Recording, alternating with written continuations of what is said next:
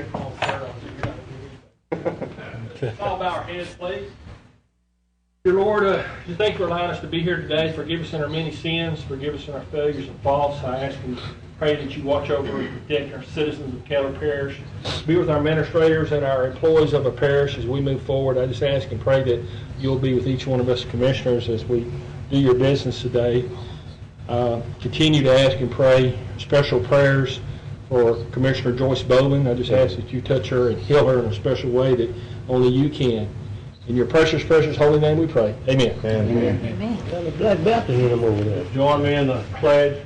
I pledge allegiance to the flag of the United States of America and to the republic for which it stands, one nation, under God, indivisible, with liberty and justice for all.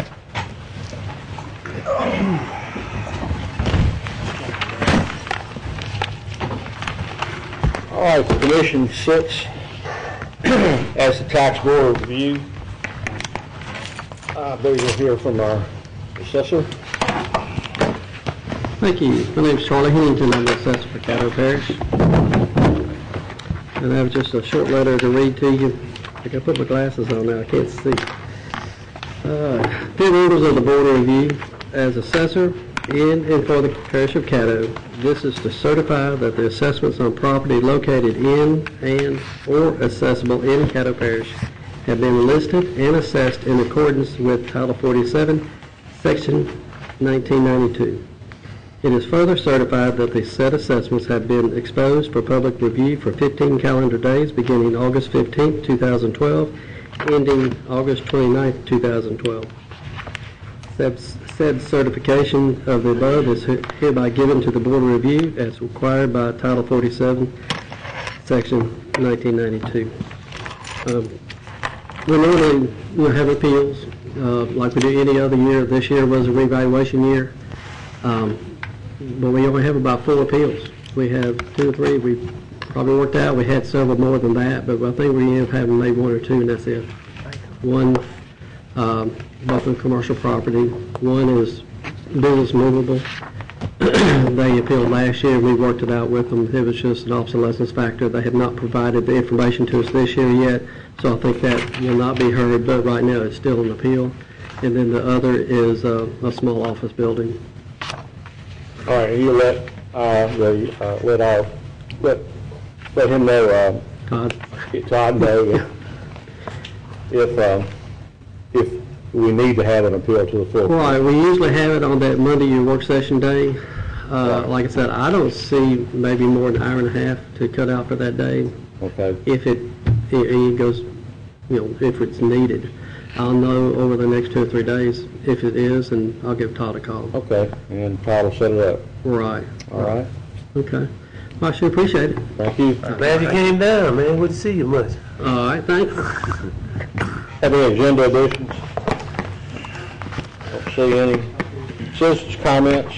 Citizens who wish to address the commission on any issue other than zoning, please fill out a comment card located in the chamber foyer and return to the president or the clerk of the commission. Individual comments or in 3 minutes. I've got 2 cards. First one I have is Tim Hart, Ernestine Seguin, in regards to the Samaritan Counseling Center. Come forward and give us your name and address, please.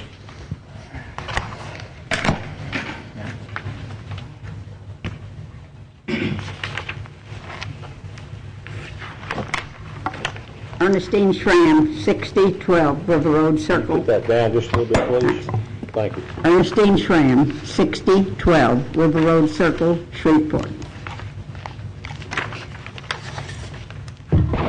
Tim Hart, 4720 Crescent Drive, 71106, Shreveport. Go ahead and Address? Okay. Thank you for the opportunity. We are members of the Board of Directors of Samaritan Counseling Center here in Shreveport. Probably none of y'all have ever heard of it, but we submitted a formal application for the grant and wanted y'all to be able to put a face with our center. Samaritan Counseling Center opened in 1986, and it's located right behind Noel Methodist Church, which many of y'all know where that is. It is a 501c3, not-for-profit corporation, and has operated continuously since 1986.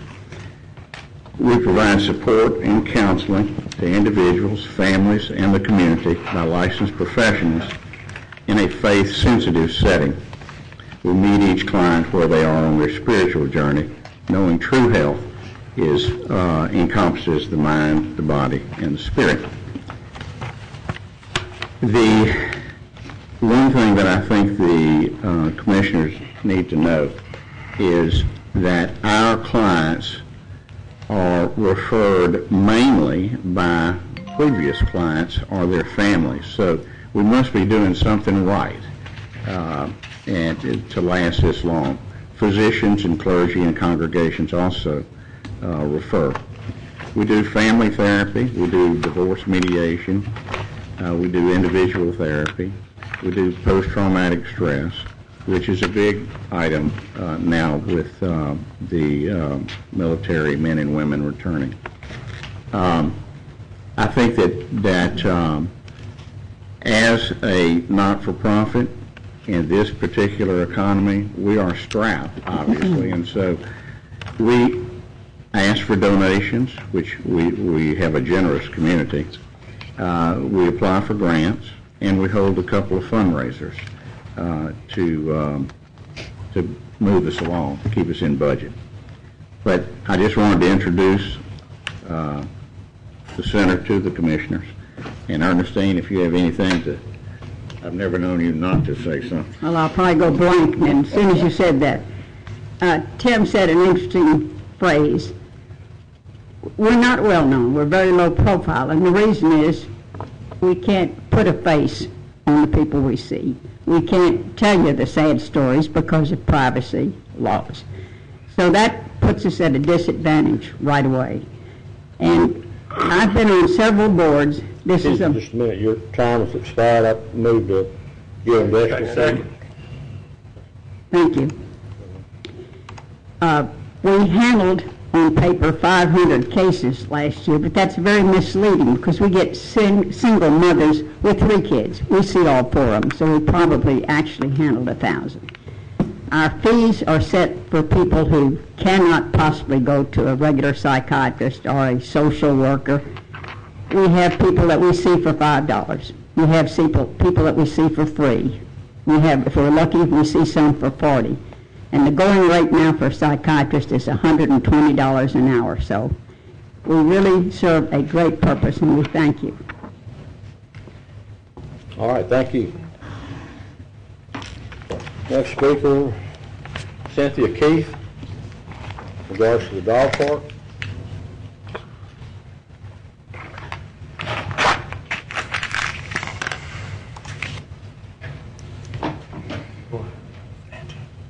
My name is Cynthia Keith. I live at 2063 Shadywood Lane here in Shreveport. I'm here today representing the Shreveport Dog Park Alliance, and I really wanted to thank you for sharing a vision of creating Shreveport's first dog park, with hopefully many more to come. I feel I walk side by side with you in this vision, and it's been a long, hard road. And many of you have been involved in it from the beginning. Dave Breeze over here. Wait a minute. Saints better. Okay, go ahead. Several years ago, he attended meetings, he gave advice, and he let me know that y'all were here for us.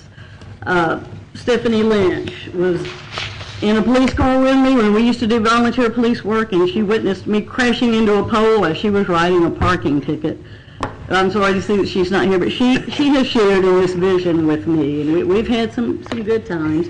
She was there when I sat in on the master plan for the Parks and Recreation Division of the master plan, and she knew why I was there. And I interjected dog park anytime I could, and they all recognized that is something that this city needs. The master plan also says that the government bodies should work together. And I appreciate you all for recognizing that. Joyce Bowman, I really wish she was here. She was there for us when she was a city councilwoman, and I know she's here for us right now, being on the Caddo Commission. Above all, Matthew Lynn, you've been there from the start. You've tried to make this work in several different places, and we think we've got the best place, and it could be the best it could possibly be.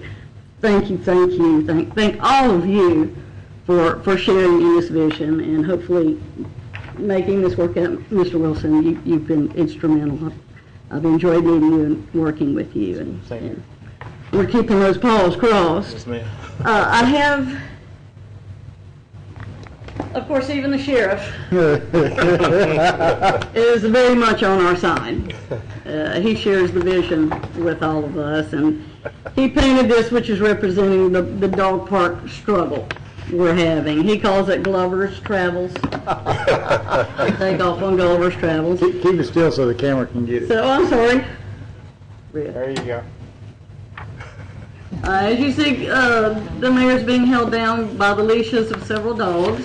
And you may notice there's something on his shoe. And the sign reads, Shreveport's first dog park, watch your step. I wanted to present this to Joyce Bowman. I wish she was here. She snatched this when we were having our little pup rally out front. I don't know how many of you were there, but she snatched it and I barely got it back. So we made prints. The sheriff is nice enough to sign and number them. She gets the #1 print. If y'all could arrange, Matthew, could you arrange for her to? Absolutely, you can give it to Todd. One last thing. We have continued to raise money. We are not stopping raising money. We want to make this dog park the best it can be, and we want to help others make dog parks, too. So we're having another fundraiser I'd like to invite you to, and I will get you the information.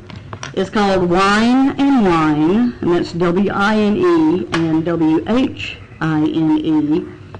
Wine and Wine a Dog Park Affair. It's going to be September 22nd. Excuse me, Miss Keith, could you wind it down? Your time is expired. Okay, I was just finished. I just wanted August, September 22nd, 4 till 7. I'll get you all an invitation.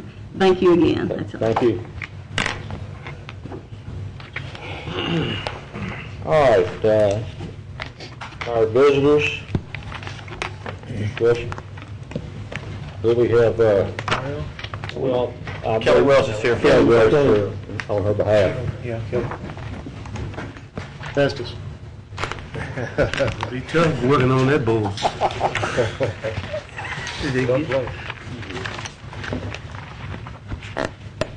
Good afternoon, President, Commissioners, Mr. Wilson.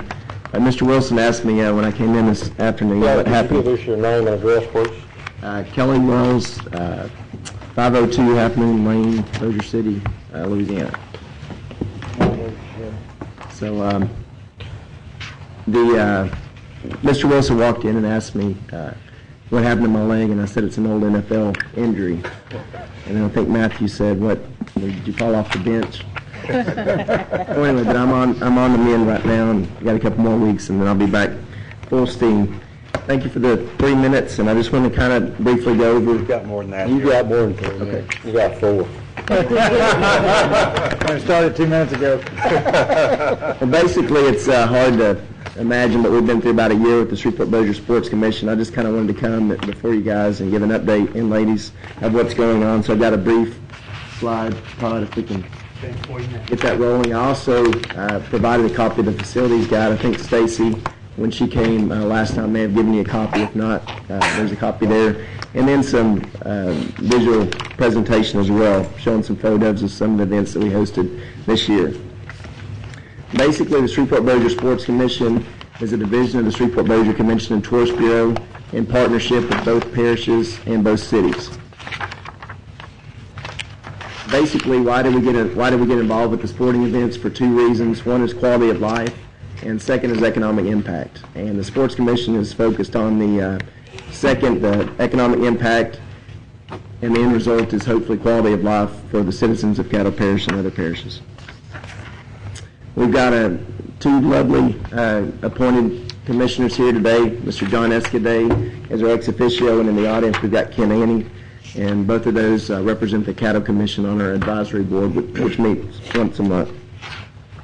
And you can see a list of the others as well. Billy Montgomery is our chairman.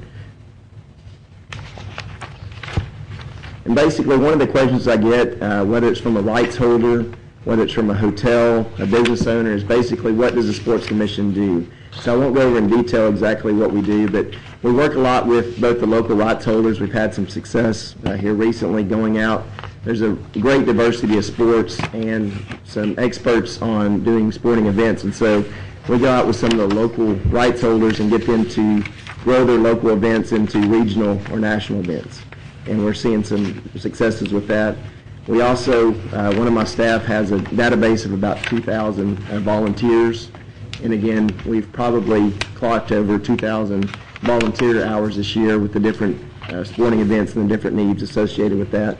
We also work with potential rights holders who bring their events around the country, and we bring them in to shop our venues and give them site inspections of our hotels, let them meet with our officials just to let them know if they bring their event to our area, then the excitement that it is from our area. And then we also provide information, whether it be hotels, venues, other things that they need once they decide to come to our area. Shreveport Bossier City is our playground. Again, many of you know with the recent rut of the Haynesville Shell, the movie industry being up and down, sporting events is an area that we've really been able to grow tourism. And again, we're seeing, in fact, I was looking at some figures just for Bossier City. They've got about 2,000 hotel rooms right now. Over the next, between September and June, we'll add another 1,600 hotel rooms in Bossier City alone. Most of these properties are limited service. Sporting events and limited service hotels go hand in hand. So this is one of the areas where we feel like we can get the occupancy rates up. We've hosted 55 events this year.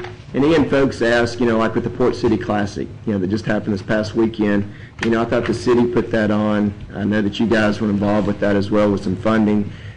Basically, with the Port City Classic, with the 3 other college games that we've got going on this year, the Battle on the Border, which is taking place on Saturday with 2 local high schools, 2 out-of-area high schools, even with the Independence Bowl, where we really get involved with those is providing funding, volunteer support, and other expertise, with those events. So with the Port City Classic, the city provided the stadium, staffing, fire, police, etc.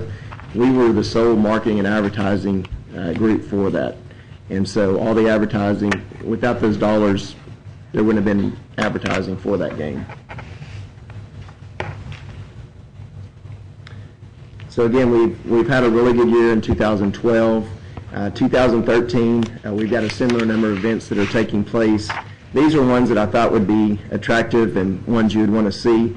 One that, it was somewhat controversial, the basketball with LHSAA. We were not able to meet the demands of LHSAA last year. We were able to negotiate with them earlier this year, worked out a deal where we split in the cost instead of absorbing 100% of those costs. We were able to work out a deal with LHSAA where we're taking care of half the cost, they're taking care of half the cost. It's a better deal for our community and for our partners, and so we will be hosting the 2013 Regional Women's and Men's Basketball Championships. We are also in negotiations for a long-term agreement with them as well with the basketball. As far as the Boys and Girls Golf Championships, we'll be hosting those as well. Ken Ante was real instrumental in getting Eastridge Shreveport Country Club on board, and for the first time we'll be hosting all, I believe it's 5 divisions in Shreveport in 2013 and 2014. USA Wakeboard Nationals, I've got a couple of my staff here, Sheila Norman and Susie Sanchez. Susie just graduated from LSUS and was very instrumental in landing our, I believe, first ever wakeboard competition, which will take place at the end of October. But because of the success we've had in organizing that, Epic Boats, which is up in Vivian, I know, Doug, you're familiar with that. We met with their corporate marketing crew out of California a month and a half ago. They're the national sponsor for USA Wakeboard, and so they're the advocate for the Independence Bowl. They put the dollars into the event. We're about 75% sure that we'll be hosting on the riverfront the USA National Wakeboard. Bass Open Series, again, the Bassmaster Classic was a success. We knew it would be from what we did in 2009. The Forest Wood Cup, we just made that announcement a couple of weeks ago. I don't know if you're a Ford or Chevy, person, but basically Bass and FLW are on the same levels. It's just, which preference you choose. So when they just hosted it in Lake Lanier 2 weeks ago, they had 60,000. So again, August, third week in August when we'll be hosting it. Next year, it's a dead area. Besides water skiers, there's not a lot of fishermen on the Red River in August. So we're excited about being able to host that. That will also have the CenturyLink Center and the Convention Center. There'll be the expo and all the other stuff that we've come to expect from the Bassmaster Classic. And numerous other events. I know with Larry Raymond out at Caddo Lake, we'll be hosting again the high school state championships along with the national high school event that the Forest Wood Cup puts on as well. In addition to numerous other events, we're working with the Shreveport High School lacrosse teams. We've got Bird, Loyola, Caddo, Magnet. They all have strong lacrosse programs. We'll be doing a lacrosse tournament. I believe it's the first weekend in December. And again, they're very strong. They've got really good coaches. We'll be inviting 12 out-of-area teams into there. So it's really exciting from the sports side, looking at the venues, talking to the folks. We're even doing an event up in Gillum in February that's a skydiving event. And again, our main focus is going out, providing resources, not necessarily manning the event, but finding out what they need and then moving forward. And so there's some photos in your package. So I also wanted to see if there's any questions that you might have of the Sports Commission. On basketball, are we having just the semifinals? Yes, sir, it's the regional. They were actually interested in bringing the state championship back. However, we did not have the date available at the CenturyLink. Monroe had a regional. They were able to move their date, gave us the regional, and so we'll be. I know last year a lot of the championship teams were from Shreveport, and they had to play in Weston, I believe, or play somewhere else because it'd be nice to be able to have them here. We're all usually always pretty strong in basketball up here. A long term, we're hoping to get the championships back here as early as 2014, and I have negotiations. The Louisiana Tech and Texas A&M has been rescheduled for, I think, October 13th. Yes, sir. Are we going to, and this came up through news, media, and other stuff, as far as the advertising, getting the word out. A lot of people, heard about it, but it really wasn't being pushed like it should. Some people said, what are we doing for that? Because they were saying, still half the tickets were available. So what are y'all doing to help those guys out, sell tickets? Well, we budgeted, and again, if you remember, the Tech A&M game was not announced until earlier this year. And so for the Port City Classic, the Shreveport Classic, Independence Bowl, we put more dollars in. We put $20,000 from the Sports Commission into marketing and advertising. So we began working with Tech back in May, putting together a plan. They matched the $20,000 that we put in. My understanding, and I've not seen an official count, is the day before they had sold around 27,000 tickets. We've met with them informally. Our focus, there's a couple things. It was the game of the week, weekend, no questions. The problem was A&M had started school that same week. It was, right before. So our focus heading into October is to really push the Texas A&M folks, the alumni from East Texas, the students. Now that they've been in school, their finals will end on that Friday. So we're going to do a really big push. I talked to a radio group down in College Station at Samstown. They were going to do a live remote from Samstown. So to answer your question, we feel like we got a really good effort out locally. We feel like, in a way, A&M was a disappointment in only selling about 5,500 tickets. When they've been here in the past with the Independence Bowl, they've always came out strong. Yeah. And speaking with some of their officials, those were the reasons they said that the attendance was not well. So between now and October, we probably won't be able to put an additional $20,000 in, but we'll focus those dollars specifically on Texas A&M, getting those fans there. We feel like the 27,000 base locally is a pretty good number. One other thing, I know we use CenturyLink and downtown, the convention center and all that good stuff, but are we trying to use the Hirsch or the baseball field that's just sitting there dormant right now, or do y'all work with the fairgrounds to use either one? The last time we worked with the fairgrounds was with Frank Griffin, USSSA Super NIT, which last year was named the top 10 baseball event. Because there's not a normal tenant, they used the event. We actually paid to have the event over at the fairgrounds field, the final championships games.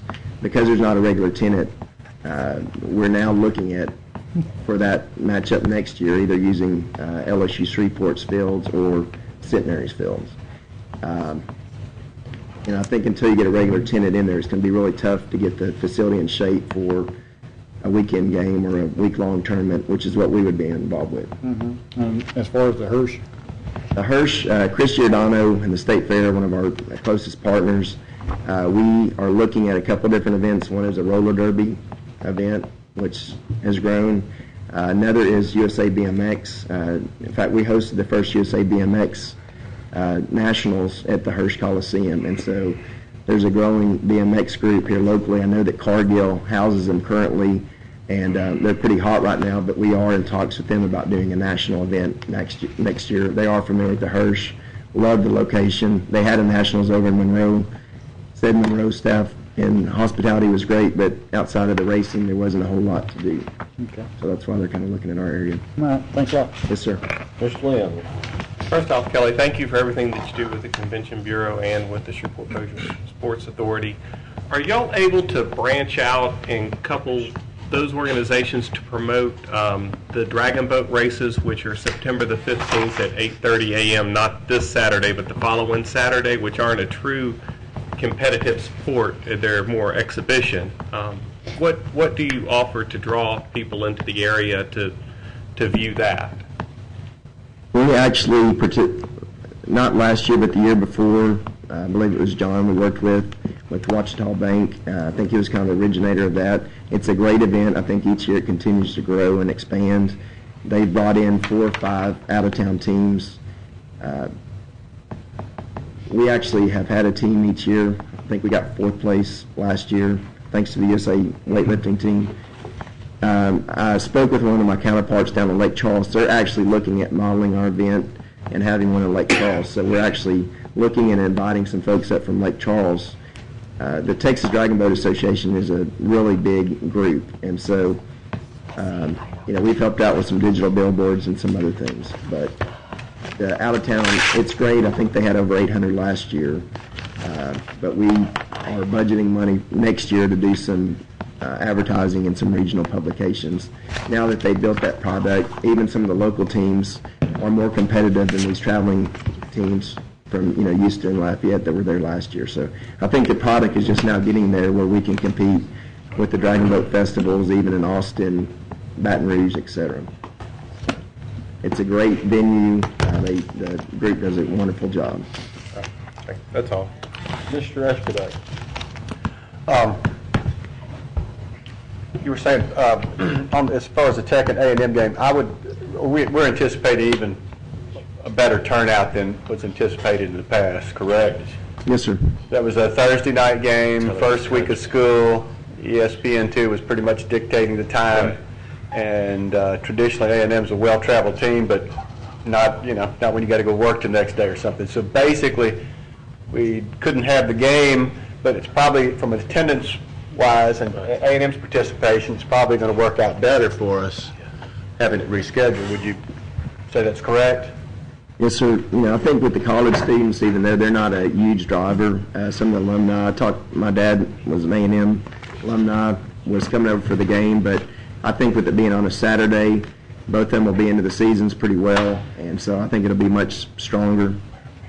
Yeah, the only disadvantage really I saw was I'd rather let Tech have the opportunity to jump on them before they, with the new coach and all, before they got it going. Yeah. I think that did give Tech a slight favor. They still got to play a couple of SEC teams first, so they may be kind of beat up after that. I just want to thank you and Sheila and the rest of the staff for the work you do. It's been an interesting while since the new sports commission was formed, and I know that I want to commend you. We've inherited a mess, and we've, like I said, 50 events this year alone. We've come a long way. We repaired the damage, mended some fences and bridges, and getting our reputation out there, pulled off the Bassmasters, getting the FWL. So I just want to tell you it's been a pleasure working with you, and you guys are on the ball, and appreciate your work. And I also want to personally thank our appointee, Ken Ante. He hardly ever misses a meeting, and he is never without something to say, which is good, because Ken's very knowledgeable when it comes to sports. Thank you. All right, thank you very much, John, for being here. Appreciate your presentation. Yes, sir. Thank you. All right. Next, we move to special resolutions.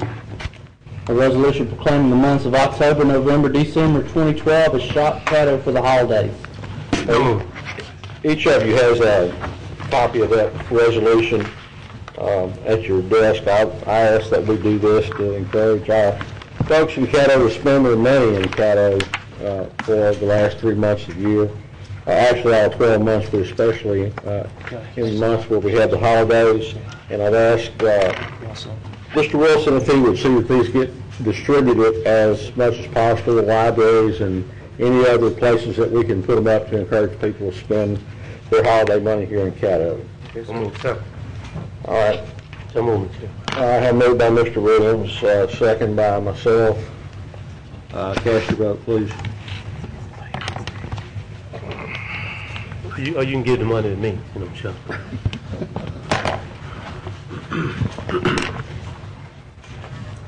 You have somebody missing here? 1, 2, 3, 4, 5. I hit it, but my machine's not registering. All right. Lynn Cox, but he's not. Mr. Glenn, I vote yes. All right. Will you try hit yours again and see what Yeah. it went on. Okay. All right, and Mr. Cox? He stepped out. Okay. I think that's 7. That's 7? Yeah, That's 7. Yeah, that Motion makes it 7-0. Communicating committee reports, administration, have anything? Yes, sir, just one item, sir. I believe Commissioner Lynch asked us to have someone from the clerk of court come over and talk to us about voter registration and the process that someone can use if they don't have a photo ID. And Mr. Mike Spence is here to come and talk to us about that today. Mr. Spence, would you come forward? The Very voter nice of registration Ms. Lynch to process. request that and not be here.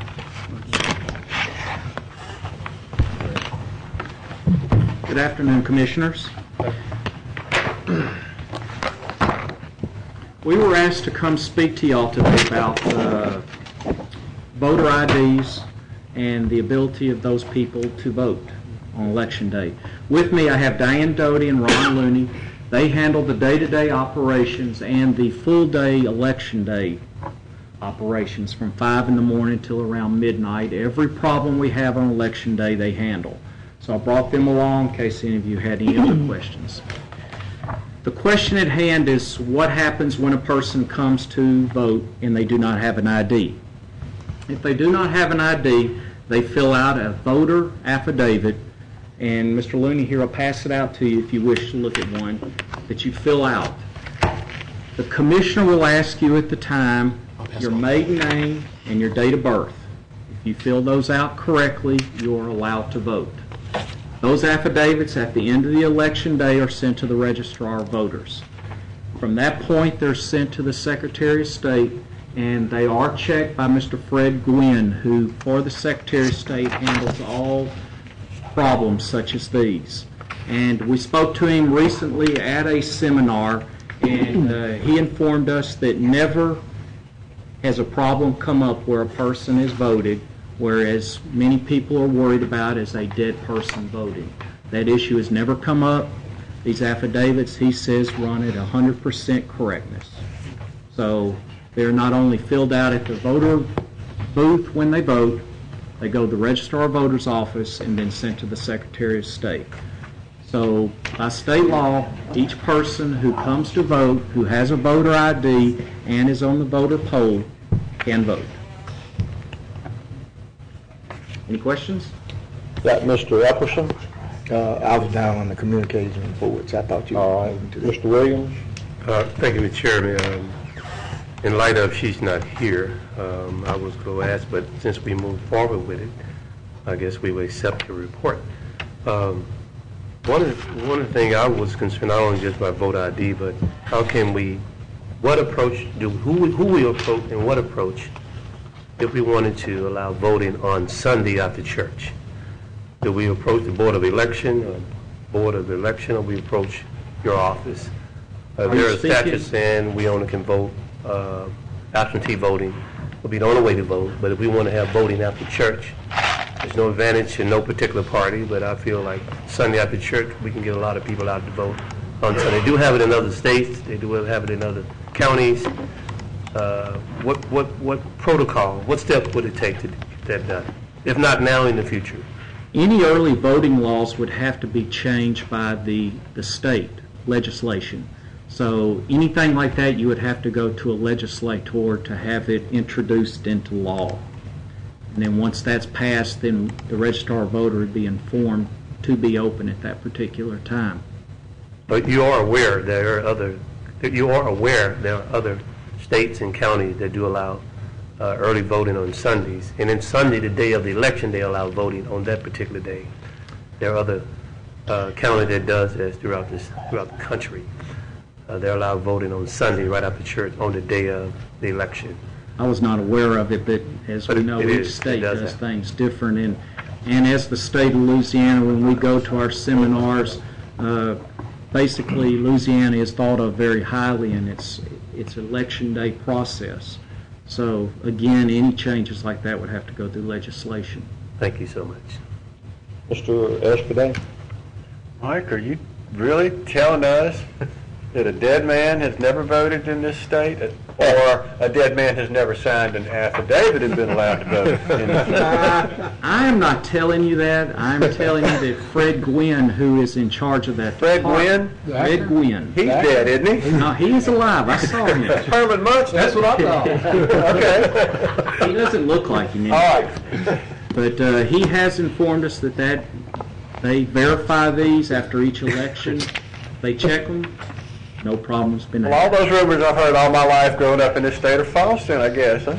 It's never happened. Yes, so. Thanks, Mike. No problem. I could expect that from you. I'm glad not to disappoint. Mike, I appreciate you and Ron and Debbie for coming out here today. One question I got, is there a big problem with people going to the wrong precincts? I'll let Diane answer. And what do y'all do about that? How do we correct a person that goes to the wrong precinct, or maybe have somehow or another moved and are in the wrong precinct? The biggest problem we have is voters not being aware of where they are supposed to be voting. One issue we have are several precincts that have multiple, or several polling places that have multiple precincts. People show up at these polling places and they just go and stand in a line, and of course it's not the right line. They can always be informed by going to the Secretary of State's website, govote.com, before they go on election day, and that will tell them where they need to go and vote. If you don't change your address, if you don't keep your voter registration current, then your polling place doesn't stay current. So if you contact the registrar's office and you say, if I live at a certain address, where do I vote? They're going to tell you where to vote for that address. You need to ask, where am I registered to vote, so you would know the correct voting precinct where you're registered to vote. Yeah, so in other words, where you originally registered, that's where you got to go vote. 'Cause if you move, right. And presidential elections always And I seem guess to that's be the a big problem. Well, is there a way to correct that, or you just have to tell them, hey, look, you got to go to this other precinct. This is where you need to be voting. Is someone able to help them or direct them and tell them y'all need to go over here, or is there some type of affidavit they can fill out where they're at? They have to go to the correct precinct where they're registered to vote. They can vote by provisional ballot if it is a federal office, such as President or U.S. Congress. If it's a local race, like you would have the Court of Appeal judge race on some of the ballots, they could not vote provisional on that race. So they could vote a provisional ballot at a precinct that is not their home precinct, but they would only be allowed to vote for the presidential race and the U.S. Congress race with the provisional ballot. What do we do about the change of precincts? I think Commissioner Williams had one, if I remember correctly. We changed the precincts from maybe somewhere to church, wasn't it? Yes, yeah. Western Port Elementary School. Do we notify all of those in that area by mail ahead of time? Is it done right now, or is it done so many weeks before the election, or how does that work? That's actually done through the Registrar of Voters Office, but by law, they have to be notified of their polling place anytime there's a change. Okay. So I did see an email today where it's in the works. I don't think it's been done yet, but I think they're probably in the process of having those cards printed to mail out to voters in those. Yeah, I know we did one up in Morningsport. I just want to make sure everybody was at the right spot, and I'm sure Commissioner Williams wants his people to know where they're voting Right. at. By law, they are notified, they are sent a new voter registration card anytime there's a precinct change. Okay, one last question. Mike, stop and you talk. Ron, come on, you got to say something. Hello at least. Come on. You can say go Cowboys. I don't care. The clerk's worst nightmare is me in front of a microphone. But go Cowboys. There you go. Do we find them? Not anymore. Dominic lives too close to the border. No, we don't. Any other questions? Thank you for inviting us. Oh, yes, Mr. Jefferson. Just a point of information, we have an alliance of about 7 community groups, and we always, call meetings to educate the community. And everyone should have one of these. Most people don't even know what these are. That's right. And everything you basically need to know is on here. If you change an address, if you recently registered, they change a precinct, a certain period of time, this should be sent to your home. And all the information, it tells who you vote for the school board, everything, Justice of the Peace, senators, and we just need to educate our citizens to a basic process that's already in place that oftentimes they overlook. How often do those cards get sent out? Yes. Done through the state and the Registrar of Voters, and I'm not sure how often.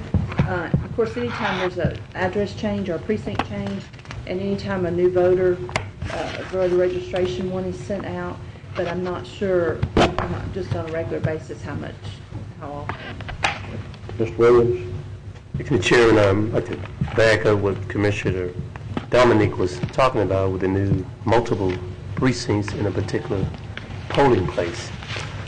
In those low to moderate income areas, there are a lot of illiteracy, high school dropout, transit, and oftentimes people will tell me they voted for me at the gas station. And I know that's not true. Because they're moving out so much, moving out, they have multiple addresses. How do you keep up with all the address changes that they make? They go to the physical address, what address is it? Because I know it may be if you don't have a great awareness plan for the change in West Shreveport to Galilee, there will be a lot of people coming to West Shreveport thinking they should vote in West Shreveport. And people are going to get discouraged. So I hope that the pre-education, pre-informed, like you do, send out the card, will definitely make an impact. Because I sure don't want to lose no voters. I think anytime a voting precinct changes, the law requires the parish to post a person at the old voting precinct That's correct. for an election so it was someone being stationed at the West Shreveport School to inform voters that their precinct has been changed to the Galilee Baptist Church. Thank you. All right, thank you very much for your report. Appreciate the information. Thank you, sir. All right. Mike, appreciate it. Thank you. And Mr. Escudero on comments from commissioners? Epson. Epson, I'm sorry. Okay. I passed out a letter from our Veterans Weekend celebration. Everything has fallen into place quite well. We called it Veterans Weekend Celebration because there were several other organizations that were doing things on behalf of veterans during the initial date in which we had chosen. So we all came to the table and we worked that out. So we'll all sort of go along very smooth within that deal. We're all working together. The Vets for Vets we're going to have there. It's a big motorcycle ride and parade. That's basically headquarters at the Old Hammer Park on November the 10th. We have another celebration of the Veterans event that will be at the Municipal Auditorium on that Sunday, and then we'll culminate with the Veterans Parade and Honor Ceremony at the Fairgrounds. We'll start at the baseball field, Fairgrounds field. We'll go down the main midway. We have a formal program in Hirsch Coliseum. I think General Hondo Campbell will be our guest speaker. We're going to give several awards to veterans and civilians for the things that they have done on behalf of military and veterans in the weekend. So we have quite a nice celebration that's planned. If you look into the DF, there are persons that want to participate, so units or groups.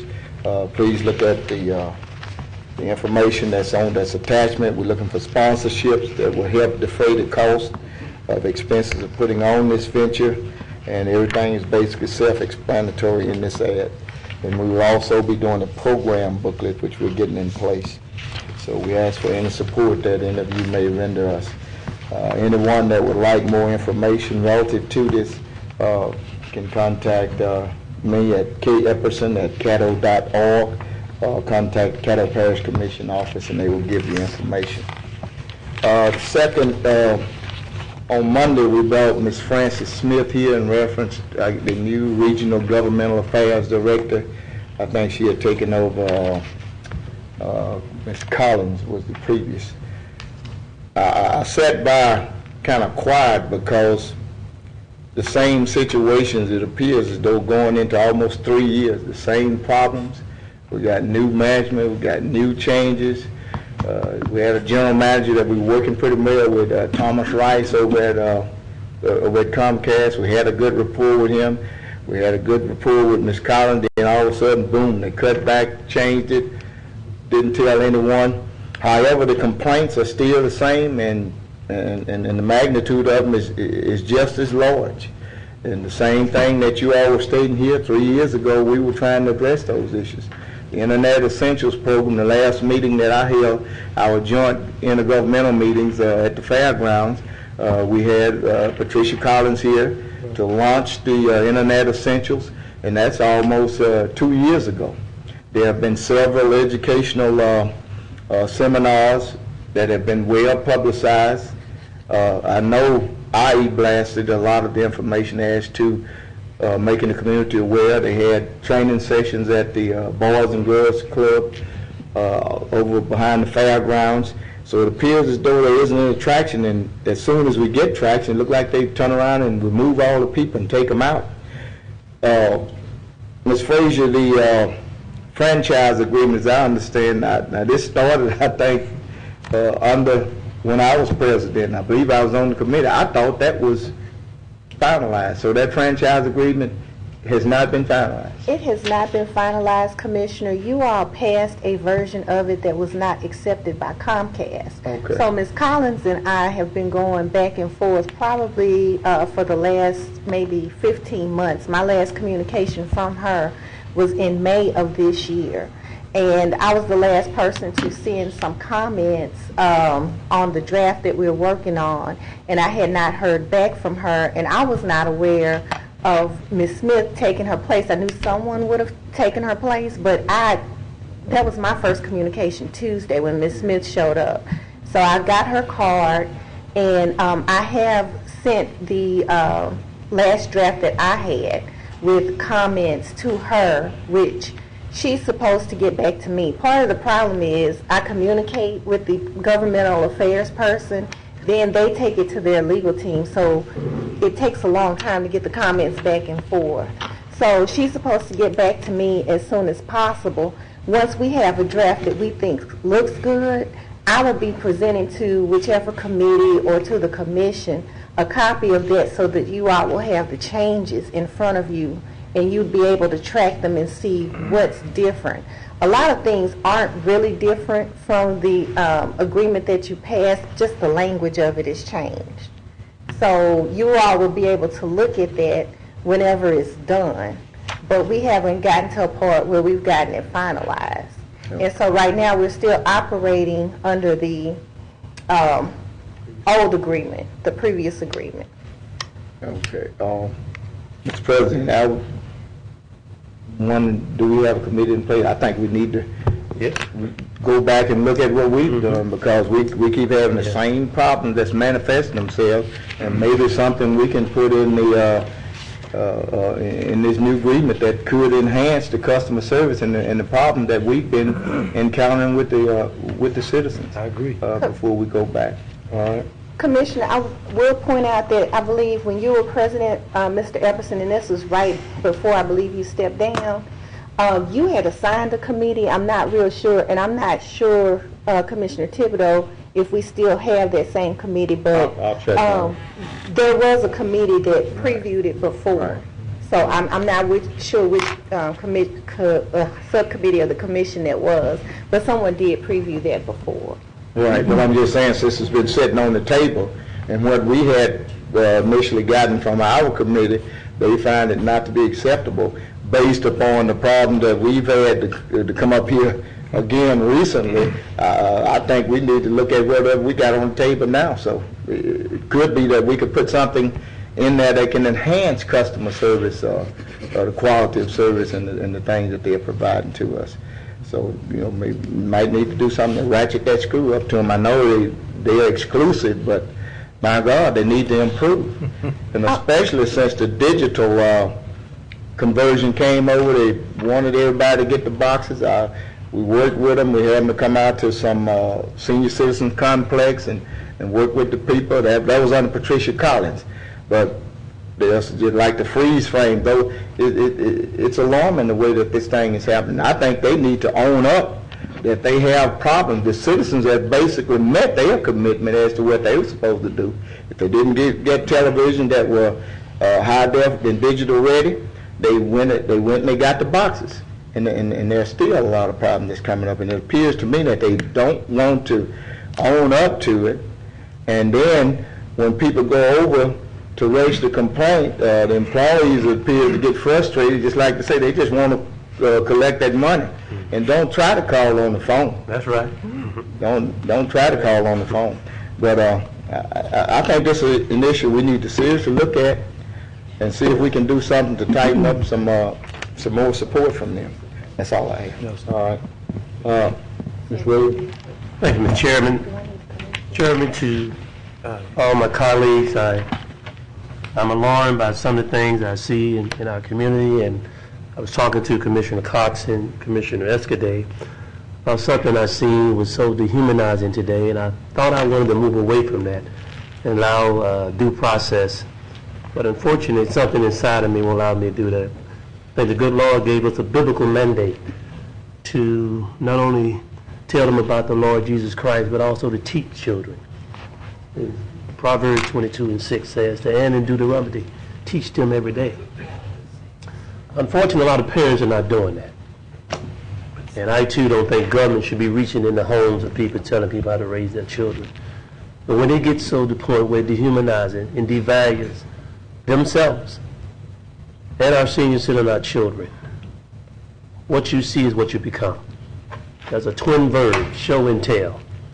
A lot of people ain't been showing, they just been telling.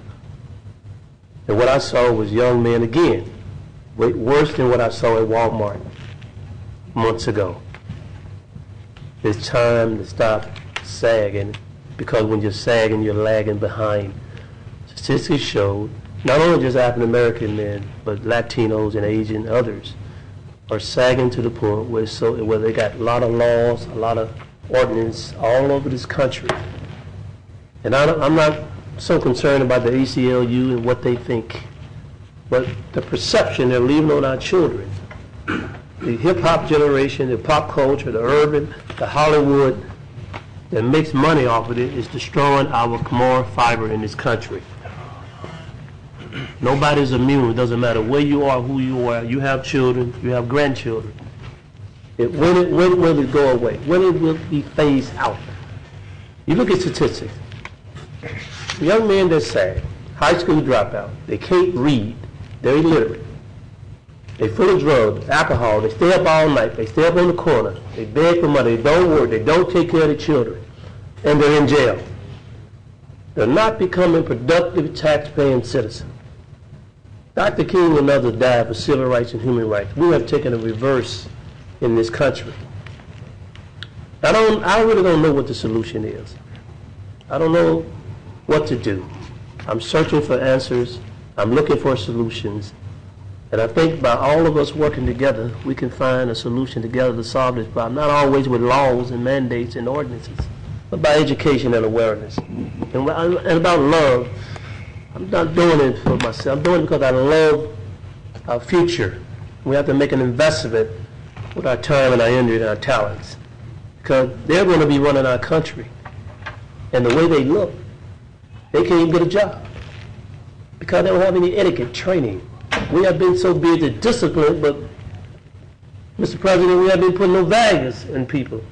Commissioner Dominic, the values are gone. We've been disciplined, but we haven't put no value. We put the value, we can do less discipline. We don't have to build more jails. We don't have to have more incarceration. And the police don't have to stereotype young African-American males who walk around looking like a hobo, looking like they ain't got no sense. If they really know what it means, it came from jail. And when you have your belt and your pants down low, that means you're available. That's where it really comes from, out of ignorance. It's time that we change the pop culture in America. And I'm looking for solutions. I tried to sponsor an ordinance. The city has a sagging ordinance. We're not trying to lock people up.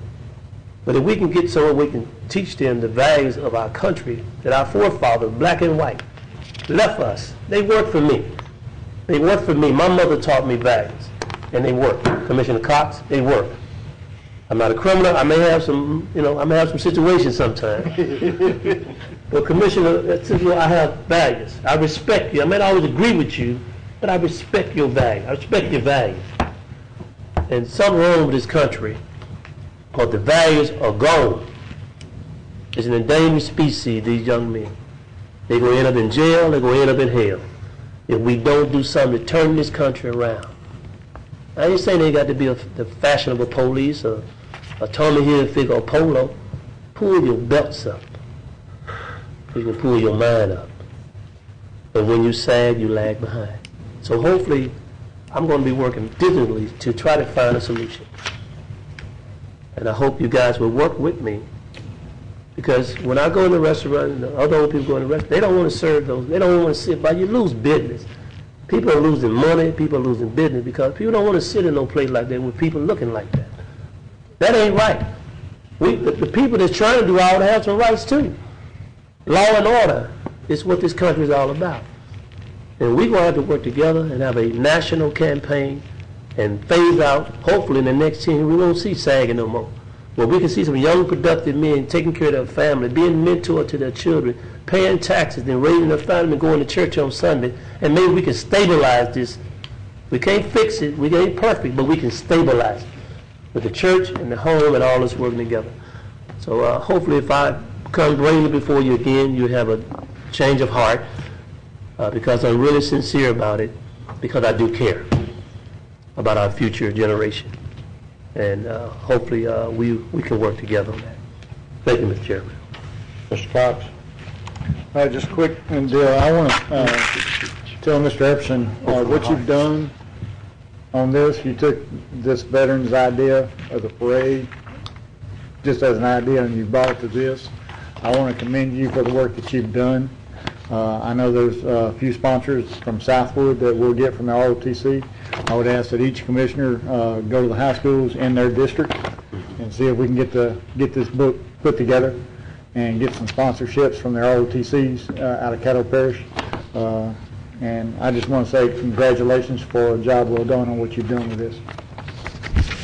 It's a joint effort, and but they say the proof is in the pudding, so I'll feel good come November 13th about 4 o'clock. I too want to echo what he said. And since you've been on the commission, you've done diligently on this. I commend you too. Mr. Dominic?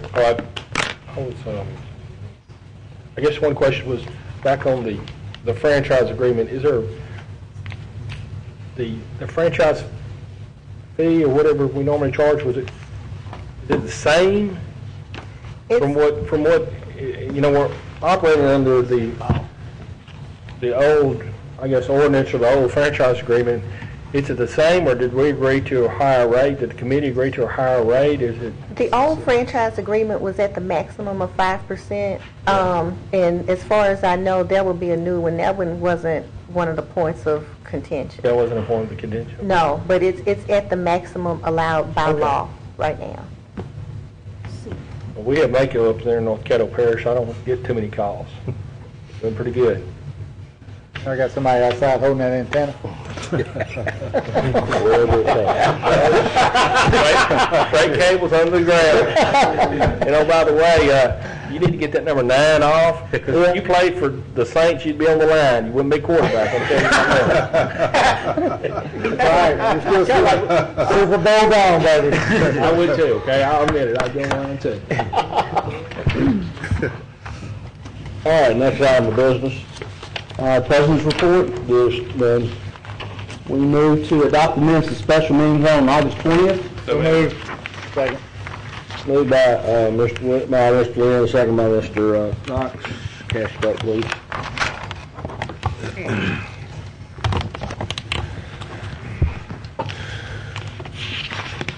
And that passes 8-0. Adopt the minutes of regular meeting held on August 23rd. So moved. Second. Moved by Mr. Williams, second by Mr. Dominic. Cast your vote, please.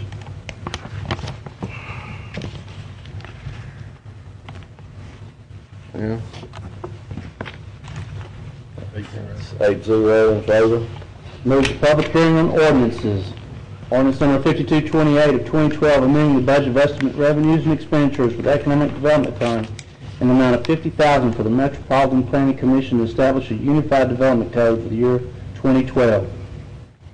All right, before we go into the public hearing on that, Ms. Baker's asked that we pull that because we're not to the point where we're ready to do this. We're going in another direction where it would make more sense. And there may not be anybody here to speak on it anyway, but I think she wanted to pull it, so.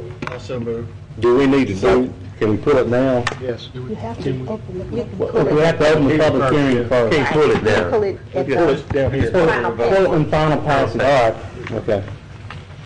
Do we have anyone to speak in favor of ordinance 5228? Anyone to speak in favor? Anyone to speak against ordinance 5228?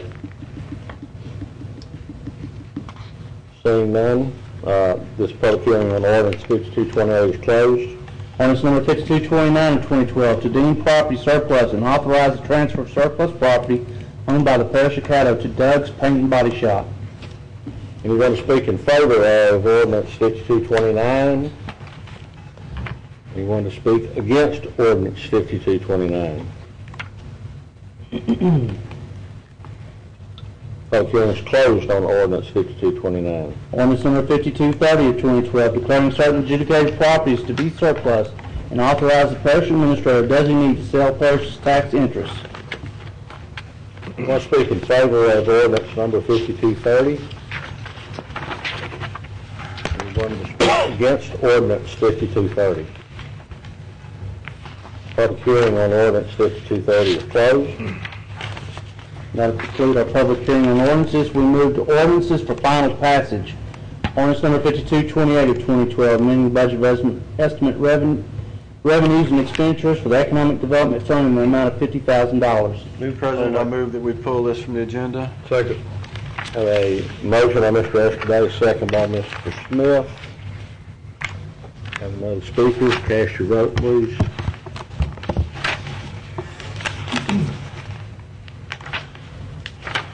And that's 8-0 in favor. Ordinance number 5229 of 2012, to deem property surplus and authorize transfer of surplus property owned by the Parish of Caddo to Doug's Paint and Body Shop. So moved. Second. Moved by Mr. Dominic, second by Mr. Escobar. That's your body shop, Doug. Yeah. That's not me, okay? I don't want to let y'all know. And that passes 8-0. Ordinance number 5230 of 2012, declaring certain adjudicated properties to be surplus and authorize the parish administrator designee to sell parish's tax interest. So moved, Chair. Moved by Mr. Williams. Second. Second by Mr. Escobar. Cast your vote, please.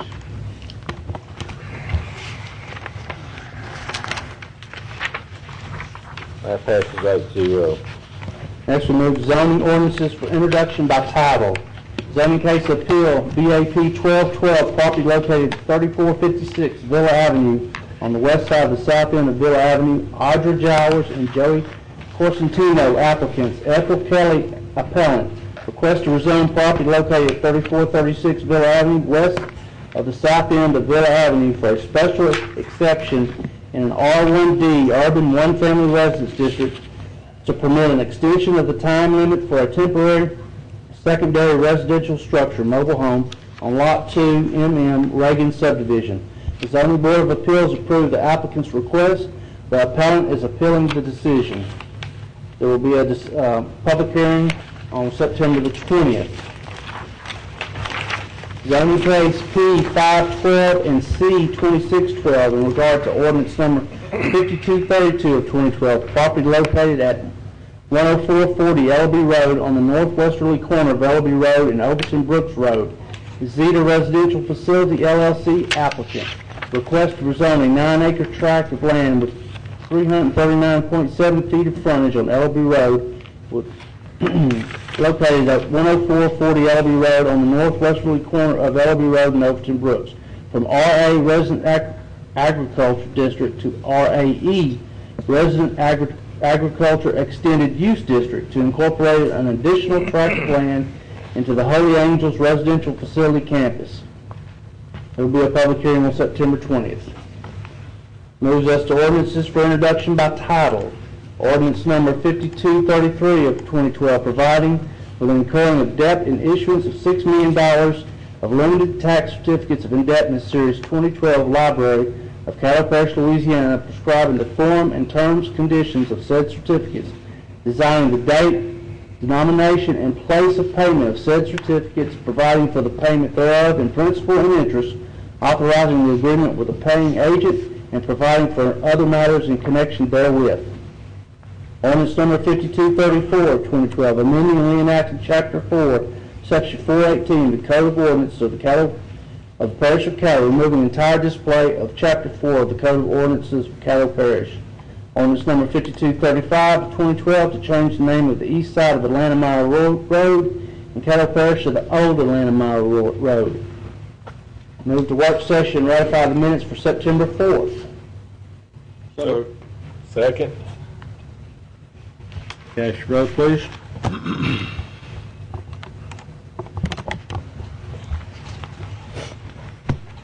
And that should pass 8-0. Okay, we'll move to resolutions. Resolution number 38 of 2012, final acceptance of state project number H006473, control section number triple lot 09 regarding bridge guardrail improvements, Caddo Parish.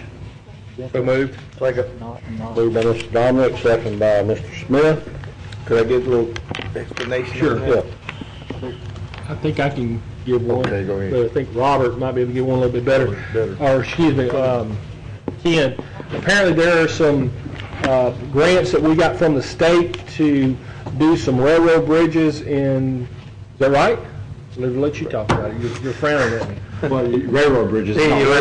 Road bridges, I'm sorry. There's guardrails on 9 of our existing bridges, 5 of them on Blanchard Latex, Inflow, and Keithville Spring Ridge. It was a $287,000 grant. We paid 10%, they paid 90%. This is just to finish it. We applied for it in 2008. We finally got the money in 2010. It took 2 years to get the project out. We did get it out. We got it built in 3 months. And we did the final inspection on it in August, and it's ready to go out. We have to have a resolution from y'all stating that so we can get the state to pay for it.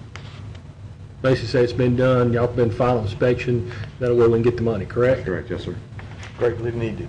Yes. Get the money, man, get the money. 4 years to do this. Go ahead. You didn't miss any in District 12, did you? We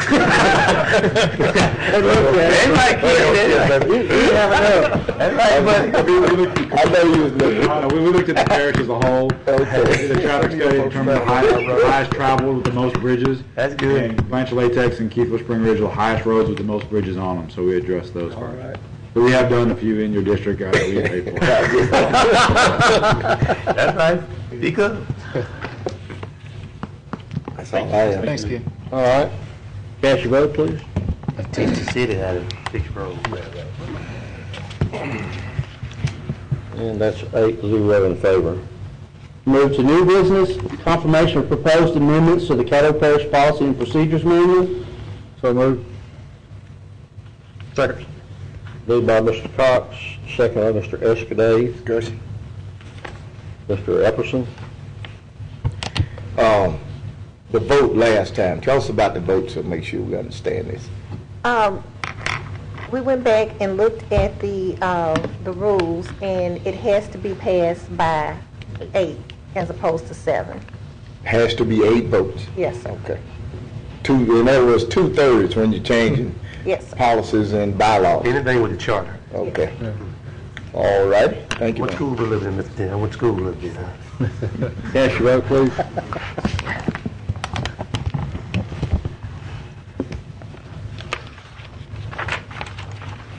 So 7 for, 1 against. It fails. Sorry, we're having a problem with the machine here, so the next vote will have to be taken by hand. Okay. All right, next we have confirmation of Mr. Kevin Lawrence, Director of Facilities and Maintenance Department. Bring it back up. So moved. Second.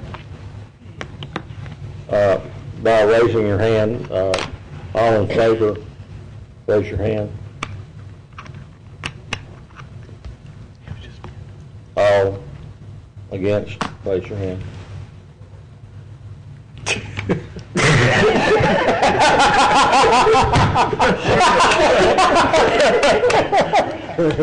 That was requested by the beloved employees that you're fixing to leave. We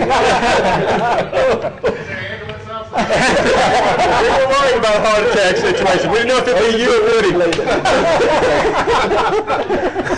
All right, this is the real vote. Cast your vote, please. The machine automatically got well. Whose idea was that? Mr. Epperson? Could I bring maybe a point of information? I mean, are we finish on the date? No. Mr. Williams, Mr. Williams has something he'd like to do. Can we do it? Let him do it. I want to reconsider the Personnel and Procedure Committee policy. Bring it back up for, can I reconsider that? We have I was in the majority. I know, but do we need a majority or a 2/3 vote to reconsider? 2/3 to reconsider, so we need 8 votes to reconsider. Well, we congratulate Mr. Lawrence now to make sure he's... Mr. Lawrence, congratulations.